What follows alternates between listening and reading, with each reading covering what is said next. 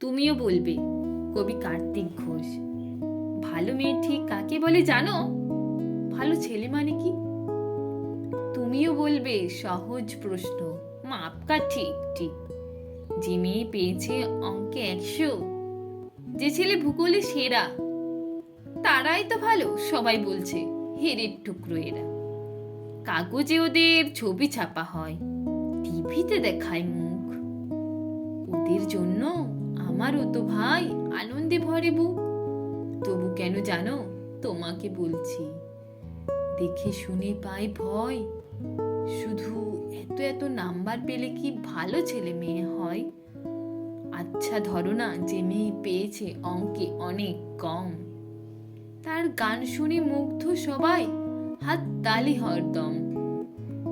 ওই যে ছেলেটা পাশ করে গেল এবারেও টেনে টুনে, বলতে কি ভাই আমরা অবাক ওর আবৃত্তি শুনে।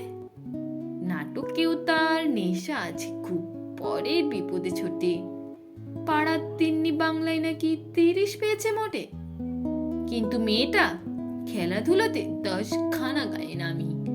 সত্যি বলো তো, তুমি বলবে ওরা নয় কেউ দামি?